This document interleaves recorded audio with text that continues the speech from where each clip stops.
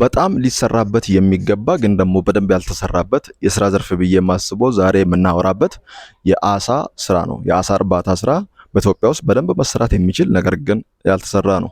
ስለዚህ ይሄኛው ላይ ደግሞ ዛሬ የምንነጋገረው የቢኤስኤፍ ምርታችንን በመጠቀም ምን ያክል የመኖ ወጪን በአሳዎች ላይ መቀነስ እንችላለን። 50 ሺህ 100 ሺህ ዶሮዎችን አሳዎችን በቢኤስኤፍ ብቻ የሚያሳድጉ ሰዎች መመልከት ይችላሉ። ሰላም የአፍሪካ መጋቢዎች፣ አንገፉ ነኝ። ያው በዛሬ ቪዲዮ ላይ መጀመሪያ እንዳልኳችሁ በአሳ ዶሮዎች ላይ ምን ያክል የመኖ ወጪ መቀነስ እንችላለን የሚለውን እንመልከት።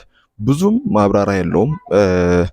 ምክንያቱም በአሳ ላይ 90% ወይም 80% እንደሚቀንስ ሪሰርቾች አረጋግጠዋል። በጣም ብዙ ሰዎች ይጠቀሙባቸዋል።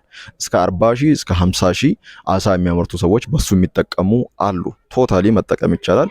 ይሄም ትልቅ የሆነ ውጤት እንደሚያስገኝ አሳ ስራ ላይ ያላችሁ ሰዎች ትነግሩኛላችሁ ብዬ ተስፋ አረጋለሁ። ስለዚህ አሳ የምትሰሩ ሰዎች እባካችሁ ኮንታክት አድርጉኝ ብዬ በፊትም ተናግሬያለሁ። አሳ ላይ በደንብ መስራት እንፈልጋለን። ቢኤስኤፉን ከጎን ለጎን ማኔጅ ማድረግ ይቻላል። አሳውን በደንብ መጠቀም ይቻላል።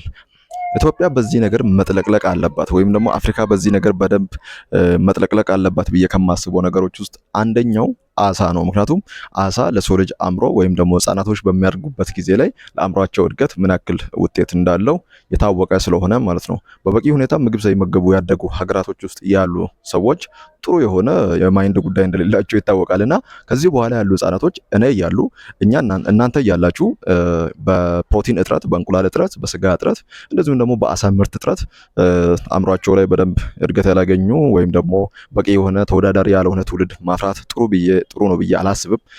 ቻይና ጄኔቲካሊ ሞዲፋይድ በማድረግ ጂኒየስ የሆኑ ልጆች በላቦራቶሪ ምንድነው እንደዚህ ጄኔቲካሊ በመነካካት እየፈጠሩ ነው ያሉት። እኛ ደግሞ ስቲል ነው ልጆቻችንን መግበን ወይም ደግሞ ሀገራችንን መግበን ቢያንስ በተፈጥሮ የሚገኘውን እውቀት እንኳን መጠቀም አልቻልም። ሰዎች ግን ወደ ሌላ ቴክኖሎጂ ወደ ሰይጣናዊ የሆነ ቴክኖሎጂ በመሄድ ሰዎች ከተፈጥሮ እውቀታቸው የበለጠ ሌላ እውቀት እንዲጨምሩ ወደ ማድረግ ገብተዋል።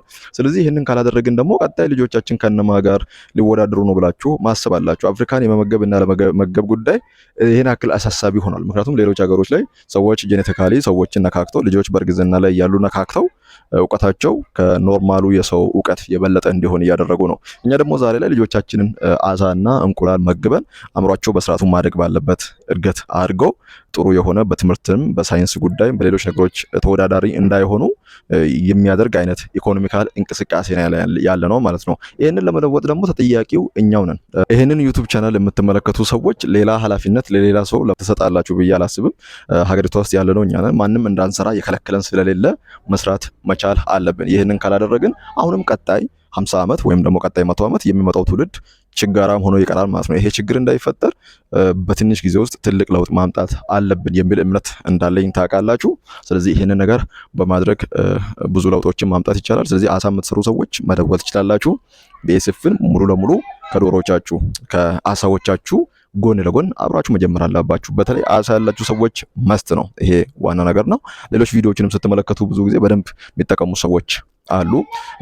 በጣም ለዚህ ጉዳይም ብዬ ሪሰርቾች ሳደርግ በጣም የሚያነቃቃ በጣም አስገራሚ የሆነ ውጤቶችን 50 ሺህ 100 ሺህ ዶሮዎችን አሳዎችን በቢኤስኤፍ ብቻ የሚያሳድጉ ሰዎች መመልከት ይችላሉ። ስለዚህ እንደ አፍሪካ ሁለተኛው በጣም ብዙ ህዝብ ያለባት ሀገር ወይም ሶስተኛው ልንሆን እንችላለን። ስለዚህ እንደዛ እንደሆነች ሀገር ውስጥ ሆነን ሌላ ነገር መጠበቅ የለብንም። ይህንን ነገር በመስራት አሳችንን በራሳችን ማቅረብ መቻል አለብን ብዬ አምናለሁ። ስለዚህ በአሳ ላይ ያለው ጉዳይ ይሄ ነው። እስከ 80% የአሳ ወጪን መቀነስ እንደሚችል የአሳ መኖን ወጪ መቀነስ እንደምንችልና በዚህም መስራት እንደምንችል ነው።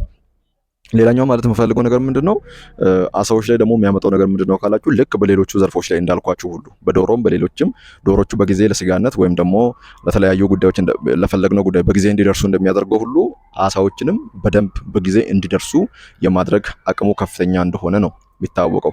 ስለዚህ ከሁሌም ቢሆን ቢኤስኤፍ ከኮሜርሻል መኖ ወይም ደግሞ ያኛውን ከምናውቀው መኖ በጣም የተሻለ ውጤት ያለው እንደዚሁም ደግሞ ርካሽ የሆነ ምናልባት ወጪው ብላችሁ የምታስቀምጡት ቢኤስኤፍን ለመስራት ቆሻሻውን ለመሰብሰብ የምታወጡት ወጪ ብቻ ነው። ከዛ ውጪ የሆነ ወጪ የለባችሁም። ስለዚህ ያንን ማካተት ነው። ያንን ፕሮሰስ ለማድረግ ወደ ቢኤስኤፍ ለመቀየር የምታወጡት ወጪ ከዛ ውስጥ ይካተታል እንጂ ከዛ በተረፈ ቆሻሻን ከገዛችሁ።